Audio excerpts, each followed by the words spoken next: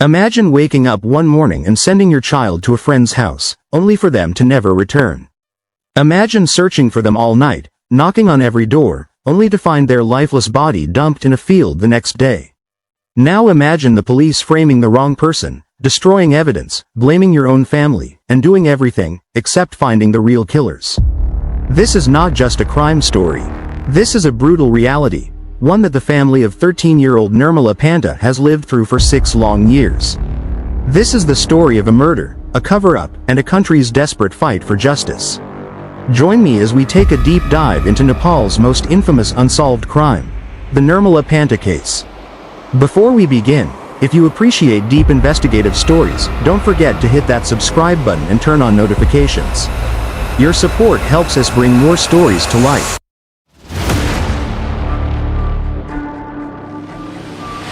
Now, let's dive into the case of Nirmala Panta.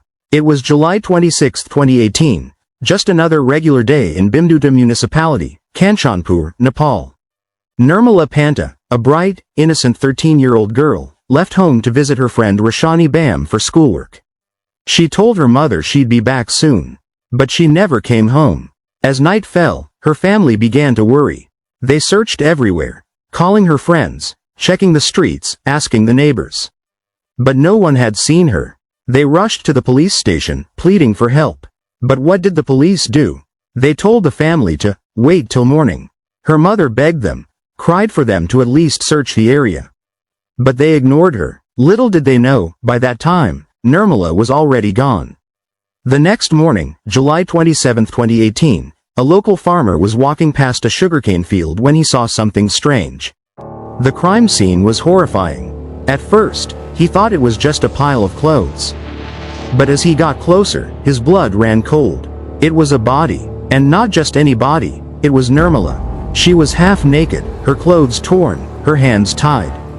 Her little body was covered in bruises, and her neck had marks, signs of strangulation. When the police finally arrived, they confirmed the worst: she had been raped and murdered. Her hands were tied and she had bruises and strangulation marks on her neck. A white scarf, later identified as belonging to her friend, was found near her body, and an autopsy confirmed she was raped before being murdered. This is where the case takes a dark turn. Instead of finding justice for Nirmala, the police made a series of baffling mistakes. First error is crime scene contamination.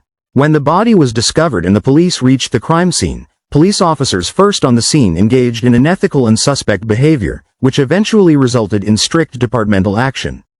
A recorded video of the crime scene, which went viral on social media, showed a police officer washing pants, trousers, and covering the body.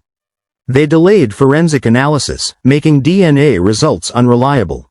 The second error is the wrong suspect. Authorities arrested Dilip Singh Bista, a mentally ill 41-year-old man, who had previously served a 9-year jail sentence for murdering his brother-in-law and forced him to confess to the crime. His DNA did not match the evidence found on Nirmala's body. The police tortured Bista to take the blame, raising suspicions of a larger cover-up. The final error is the destruction of evidence. A CCTV recording from a nearby house, showing Nirmala's last known movements, was mysteriously deleted. 2 police officers involved in the investigation were later caught burning case files. Nepalis took to the streets, demanding justice. The protests turned violent, with police shooting and killing a protester named Kisha Bhagati. If Bista confessed, why didn't his DNA match the sample collected from the victim? According to a report by the National Human Rights Commission, there were serious lapses in DNA collection, due to which a correct result could not be obtained. The DNA sample was collected into a test tube from 3 layers of a vaginal swab.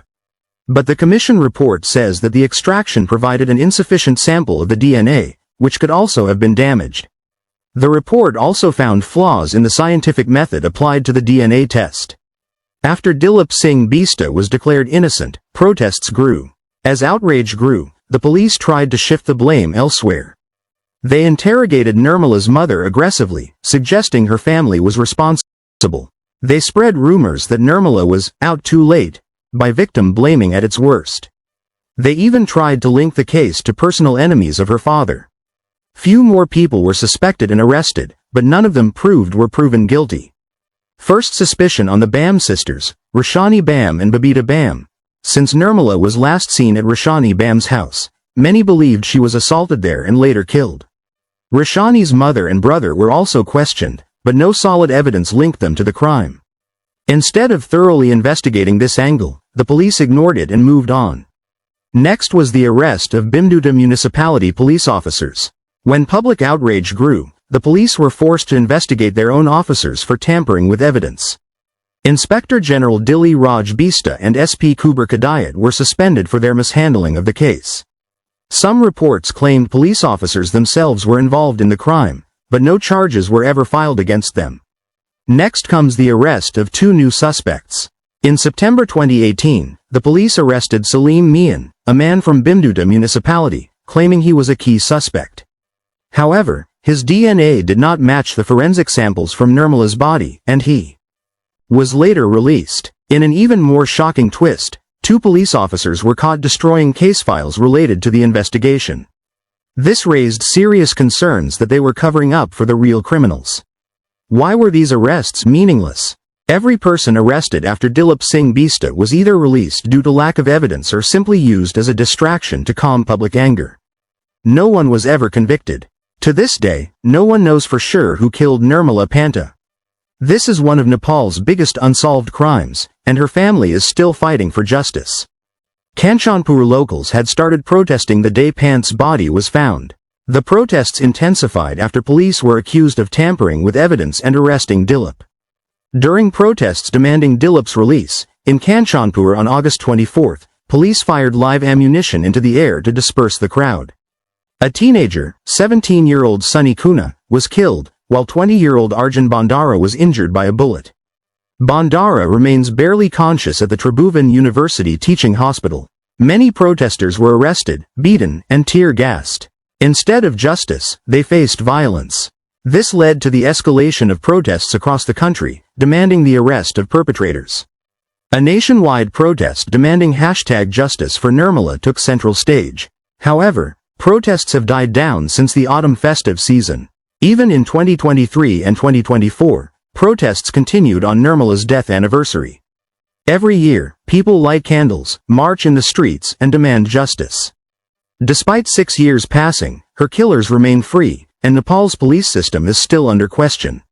6 years later, why hasn't Nepal found Nirmala's killers? Many believe that powerful people were involved, and the police were pressured to bury the truth. By destroying or tampering with evidence, the police made it impossible to convict the real culprits. As of 2024, no one has been held accountable for Nirmala Panta's brutal murder. Her parents still cry for justice. The streets of Nepal still echo with the words, "Justice for Nirmala."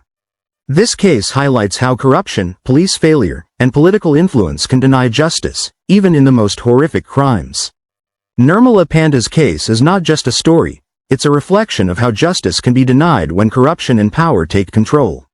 The least we can do is keep the conversation alive. What do you think happened that night?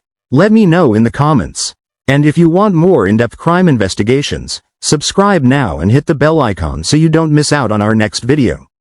Justice for Nirmala is still a fight that's ongoing. Let's not forget her story.